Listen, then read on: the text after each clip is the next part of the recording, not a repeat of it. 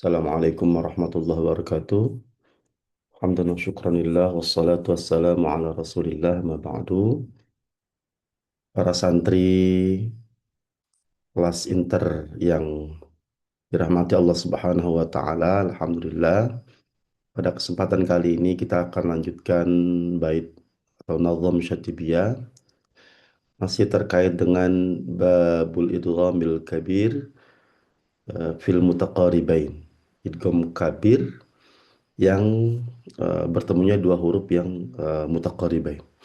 Nah, kemarin kita sudah bahas terkait dengan beberapa mudgham syifa lam tadik dan seterusnya. Sudah ada huruf H, huruf Qaf, huruf Kaf, dan seterusnya. Nah, kali ini adalah eh, kalau kemarin huruf itu mempunyai mudgham fih itu hanya satu atau dua. Tapi di sini kita akan membahas huruf dal ya.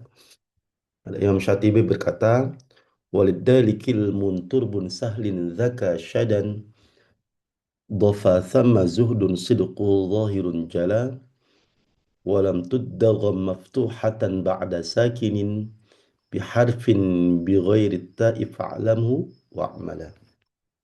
Walidali. Nah, untuk huruf dal, ya, mudgomnya huruf dal. Huruf pertamanya itu huruf dal.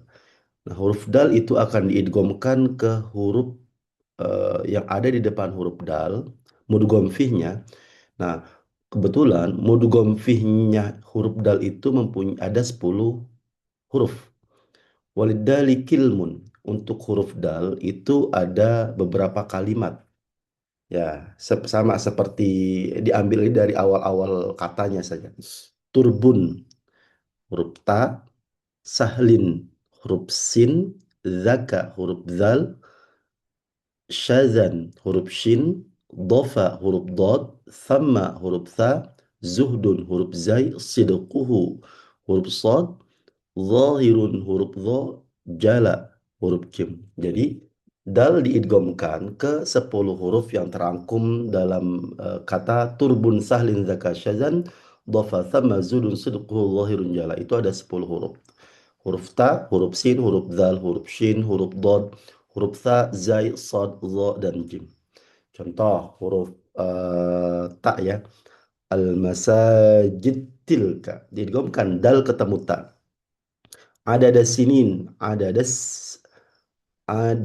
sinin. Ada gimana cara mengidghamkannya?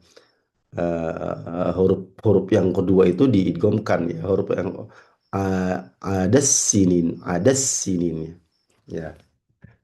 Al-qala'idh dzalik wa syahid min ba'd dharra yuri thawab turi zina nafqaswa min ba'd dawujjal. Nah, darul khujjaza. Nah, itu. Jadi kesimpulannya huruf dal ini akan diidghamkan apabila bertemu dengan 10 huruf yang di antara 10 huruf ini. Ta, sin, zal, shin, dod, sa, zai, sod, dha, jim. Nah, tetapi di bait berikutnya ternyata proses idgham ini pun harus ada syarat. Walam tuddagum maftuhatan ba'da sakinin biharfin bighairi ta'i fa'alamhu wa'mala. Dengan syarat terjadinya idgham itu selama tidak akan terjadi idgham maftuhatan, huruf dal itu di berbaris fathah. eh, eh, Kalau hurufnya itu berbaris fathah ba'da sakinin dan sebelum dal itu barisnya sukun, maka itu tidak terjadi idgham biharfin bighairi ta'i, tapi kecuali huruf ta. Nah, ada syarat, tapi syarat ini disyaratkan lagi gitu. Nah, contoh misalnya di Dawud Sulaiman. Nah, ini kan sebetulnya kan eh, ini termasuk yang tidak terjadinya idgham. Kenapa? Karena dalnya berbaris fathah, sebelum dal itu ada huruf sukun. Ba'da dzalika zanin. Itu juga nggak terjadi idgham. Ala Dawuda syukra dan seterusnya.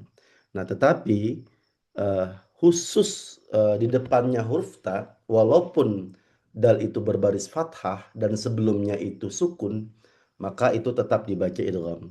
Ya, ini terjadi di tempat maka ada tazil. Ya, kan dal sebelumnya sukun dan dalnya itu berbaris fathah, maka ini tetap terjadi idgham walaupun ini tadi termasuk pengecualian. Kesimpulannya, dari dua bait ini membahas tentang huruf dal yang bertemu dengan mudgham fihnya yang memiliki 10 huruf. Ada 10 huruf yang menjadi mudgham fihnya huruf dal. Huruf ta, sin, zal, shin, dod, tha, zai, sad, dha, jim. Nah, itu terangkum dalam bait yang pertama, turbun sahlin zaka syadza, dhofa thamma zudin sidquhu dhahirun jala. Tapi tidak bisa diidghamkan ke 10 huruf ini ketika dal itu berbaris fathah dan sebelum dal itu berbaris sukun, maka tidak terjadi idgham kecuali hanya terjadi di huruf ta. Itu pun hanya terjadi di dua tempat saja dalam Al-Qur'an. Mim ba'di ma kana tazigh dan ba'da tauqidiha. Nah, ini dua tempat ini. Nanti tolong silakan dikonfirmasi atau dilihat lagi di buku Abi Sabron terkait dengan pembahasan ini.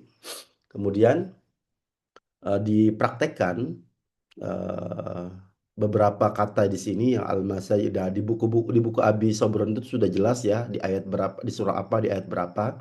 Itu yang pertama. Yang kedua, tolong bagi kelas 3 maupun kelas 2 masing-masing dipraktekkan juz yang memang sudah kalian dapatkan. Lembar ketiga dan di lembar keempat untuk riwayat Qalun.